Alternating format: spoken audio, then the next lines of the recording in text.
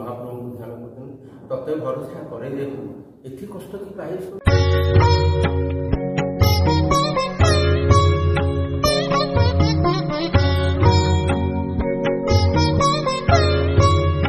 मन धरीछु दर्शन नकरी बने पशुचु मोलीला जाइन देख नयने जेपाप अच्छी खंड दरसने अरक्षित दास आज्ञा के मेटिब दिवी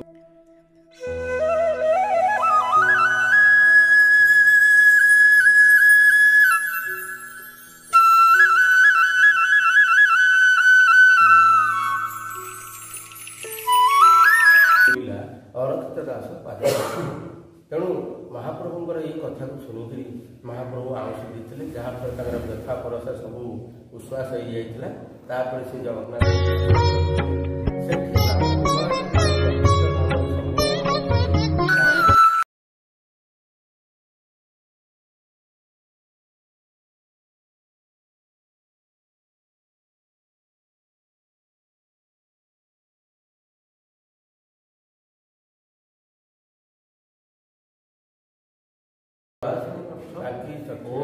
नाकटपुर मंगला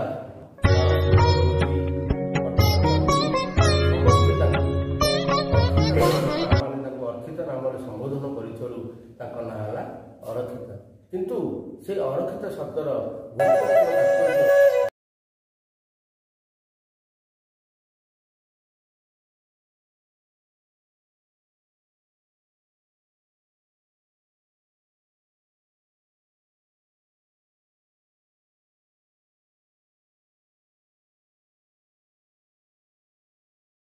वृत्तांत से लिखिंट देखिली मकर मास कृष्ण पक्ष तिथि एकाकार रही सबू शोभा एकादशी धुनी की दागिना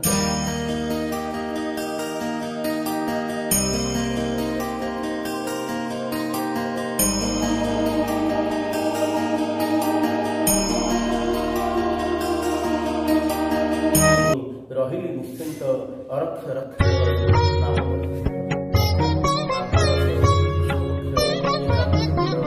चाहिए महा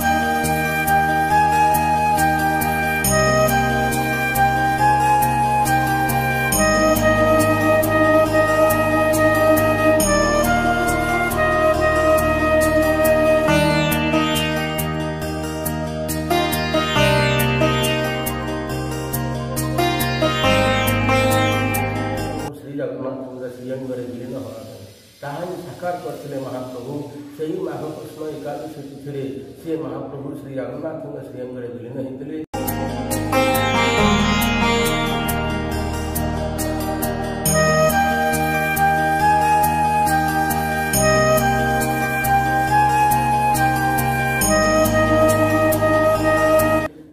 जोटा कि आम आज पर्यटन दीर्घ 184 वर्ष है 186 वर्ष है उड़ाशुणी मेला पालन कर तेणु से माघ कृष्ण एकादशी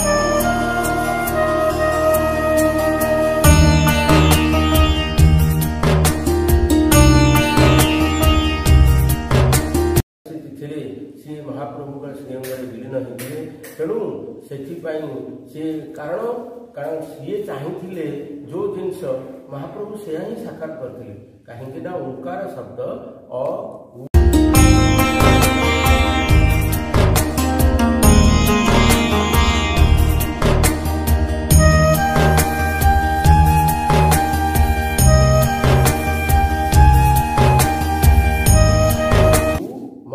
ये तीन अक्षर सम्मिश्रण सृष्टि होता है तेणु अ हूँ स्वयं जगन्नाथ गोलोकनाथ तेणु सी रक्षा कर ना होता अरक्षित तापर ये पीठ सी जेहेतु अवधित सन्यासी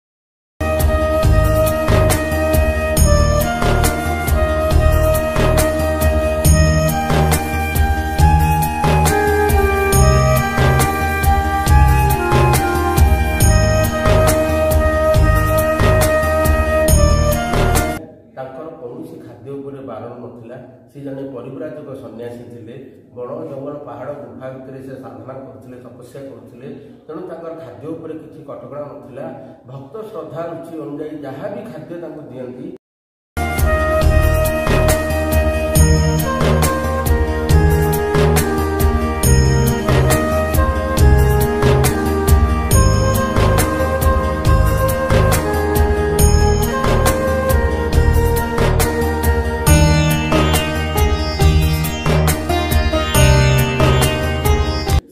ବ୍ରହ୍ମାର୍ପଣ କରିକି ତାକୁ ଗ୍ରହଣ କରନ୍ତି।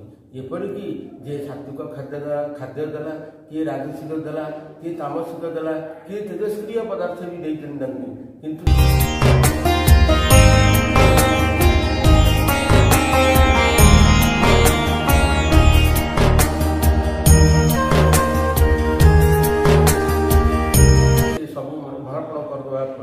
ତାହା ସାତ୍विକ ଖାଦ୍ୟରେ ପରିଣତ ହୋଇଯାଇଛି, ତେଣୁ ସେ ଗ୍ରହଣ କରିଥିଲେ। ସେଥିପାଇଁ ଭକ୍ତମାନେ ବିଶ୍ୱାସ କରନ୍ତି ଏ ସ୍ଥାନରେ କୌଣସି ପ୍ରକାର ଖାଦ୍ୟରେ କଟକଣା ନାହିଁ, ତେଣୁ ସବୁକିଛି ଖାଦ୍ୟ ପ୍ରସାଦ ଏଠି ପ୍ରସ୍ତୁତ ହୋଇପାରୁଛି। ଏବଂ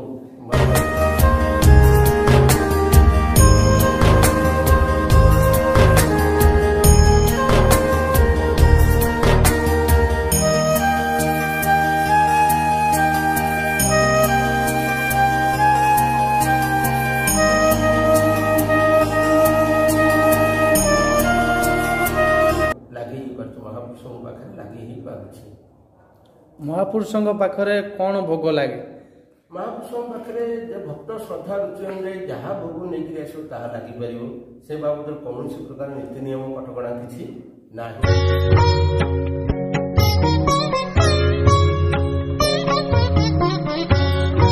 କିନ୍ତୁ ମୂଳ କଥା ହେଉଛି କ'ଣ, ଏଠି ଯେଉଁ ମାଛ ମାଂସ ଶୁଖୁଆ ଯେଉଁ ହେଉଛି ସେ ଜିନିଷ ଗୁଡ଼ାକ ଏଠି ହେଉଛି କାହିଁକି? ଇଏ ଅବଧୂତ ଧର୍ମର ପୀଠ। ଅବଧୂତ ସନ୍ନ୍ୟାସୀମାନଙ୍କର କୌଣସି ଖାଦ୍ୟ ଉପରେ ବାରଣ ନଥାଏ କି କୌଣସି ପ୍ରକାର ସେମାନେ ମନା କରନ୍ତି ନାହିଁ। କିନ୍ତୁ ସେମାନଙ୍କର ଗୋଟିଏ ଗୁଣ ଥାଏ, ସେମାନେ ବ୍ରହ୍ମାର୍ପଣ କରନ୍ତି। ବ୍ରହ୍ମାର୍ପଣ ପରେ ଯେତେବେଳେ ମହାପୁରୁଷ ଅରକ୍ଷିତ ଦାସଙ୍କୁ ମାଛ ଦିଆଯାଇଥିଲା, ସେ ଯେତେବେଳେ ବ୍ରହ୍ମାର୍ପଣ କରିଦେଇଥିଲେ, ତାହା ପାଚିଲା କଦଳୀରେ ପରିଣତ ହୋଇଯାଇଥିଲା। କିଏ ମାଂସ ଦେଇଥିଲେ, ସେ ଯେତେବେଳେ ବ୍ରହ୍ମାର୍ପଣ କରିଥିଲେ, ତାହା ସେଉରେ ପରିଣତ ହୋଇଥିଲା, ଆପୁଲରେ ପରିଣତ ହୋଇଯାଇଥିଲା। କିଏ ବି ଖଜୁରୀ ତାଡ଼ି ବି ତାଙ୍କୁ ଦେଇଦେଇଛନ୍ତି, ତାହା ବର୍ଷା ଗଛରେ ପରିଣତ ହୋଇଯାଇଥିଲା। ତେଣୁ ତାଙ୍କର ଯେଉଁ ବ୍ରହ୍ମାର୍ପଣ କରିବା ଦ୍ୱାରା ସେ ଖାଦ୍ୟର ଯେଉଁ ବିକାର ଜିନିଷ ସିଏ ସମ୍ପୂର୍ଣ୍ଣ ନଷ୍ଟ ହୋଇଯାଇକି ପରିବର୍ତ୍ତନ ହୋଇଯାଏ। ଏପରିକି ଏଠି ପାଖରେ ଅପରପଡ଼ା ଏବଂ 4 ନଙ୍ଗଳ ଯେଉଁ ମୁସଲିମ ମାନେ ରହୁଛନ୍ତି, ସମ୍ପ୍ରଦାୟର ଲୋକ ରହୁଛନ୍ତି, ସେମାନେ ତାଙ୍କୁ ଡାକିକିରି ତାଙ୍କୁ ଗୋମାଂସ ବି ପ୍ରଭୃତି ଦେଇଥିଲେ। ସିଏ ଯେତେବେଳେ ବ୍ରହ୍ମାର୍ପଣ କରିଦେଇଥିଲେ, ତାହା ବି ଜଗନ୍ନାଥଙ୍କର ପ୍ରିୟ ଅଭଡ଼ା ପ୍ରସାଦରେ ସେ ପରିଣତ ହୋଇଯାଇଥିଲା। ତେଣୁ ତାଙ୍କ ନିକଟରେ ସେଇଟା କିଛି ବହୁତ କଷ୍ଟ ନଥିଲା। କାହିଁକି? ତାଙ୍କର ଦର୍ଶନ ତତ୍ତ୍ୱ କହେ, ସମାନ ଦେଖିଲେ ନଥିବୁ, ନୋହିଲେ ଅବଶ୍ୟ ମରିବୁ। ଅର୍ଥାତ୍ ଯେମିତି ଜଗତଗୁରୁ ଶଙ୍କରାଚାର୍ଯ୍ୟ କହିଛନ୍ତି,